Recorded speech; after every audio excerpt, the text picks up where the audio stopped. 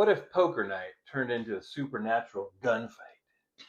In Ace of Spades, you're not just chasing the perfect hand, you're using it to survive a cursed version of Sweet Haven, Arizona, where outlaws, dark magic, and one very dangerous necromancer stands between you and the end of the world. This is my review of Ace of Spades, a board game that blends poker strategy, supernatural combat, and Old West atmosphere into one compact adventure.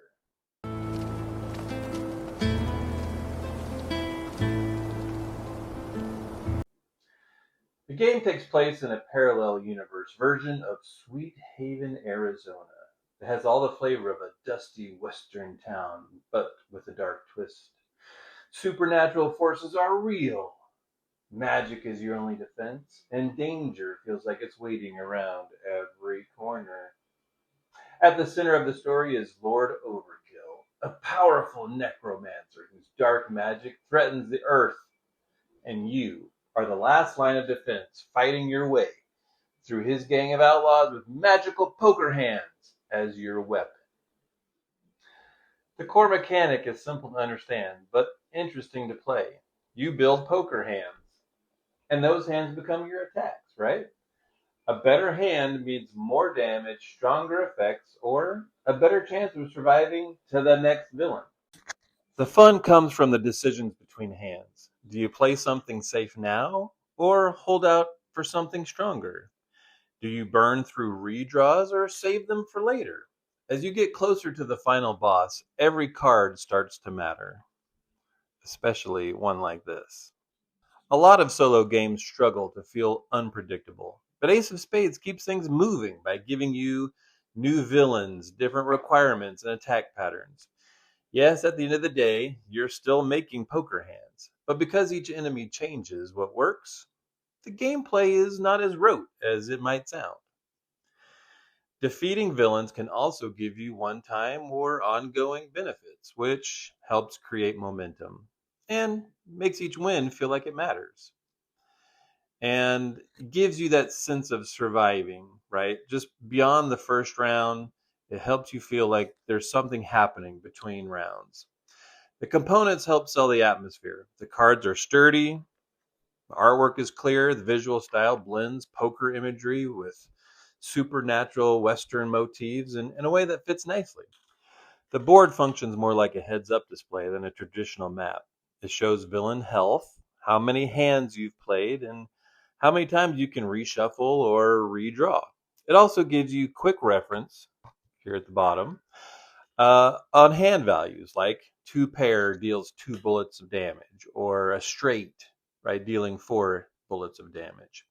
The design is minimal, and that works because you get to focus on just the villain, okay? And just the villain in front of you. If you want to survive longer in the Ace of Spades, here are some practical tips. First, manage your hand carefully. Don't rush to play through, right? Sometimes holding a card for a stronger combination pays off. 2, prioritize your targets. Earlier outlaws are easy, so keep those stronger hands later into the game if you can, and learn when you can reshuffle. 3, use those bonus cards wisely. They can turn the tide of a round, but they can also be wasted early, so prepare. 4, learn enemy patterns. Some enemies won't let you use jacks or kings, so be ready to learn how to win in different ways. And 5, stay patient. The game rewards thoughtful play, especially when you use that discard and draw action better, especially early on. So what makes Ace of Spades stand out is how it combines luck, strategy, and theme. The poker system is familiar, right? We all know how to play poker. Otherwise, it's really easy to learn quickly. But the changing villains and the supernatural Western theme is really kind of what gives this sense of danger and the game some personality. This is a game for solo players. There is a 2-player mode, but it's for solo players who want more than just a simple puzzle or a random challenge. It gives you a sense of progression, a clear objective, right? And enough tactical choices to keep each run through the villains engaging. Each victory brings you closer to the final showdown with Lord Overkill. And that provides a satisfying arc. And even when you lose, it feels like you learned something. My average game lasted somewhere between 15 and 20 minutes, and I still actually haven't beaten it.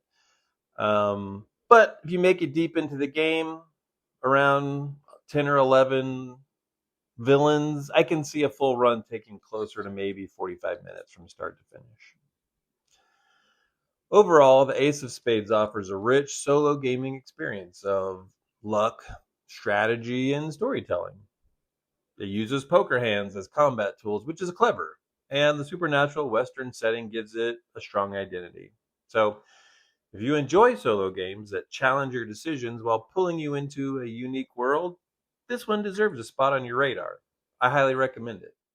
Ready to face Lord Overkill and save the Earth? Shuffle your deck, play your hand, and step into the shadows of Sweet Haven, Arizona. If you enjoy this review, follow for more board game coverage and solo gaming recommendations on my channel. Thanks for watching, and remember, in solo gaming, there's one player infinite.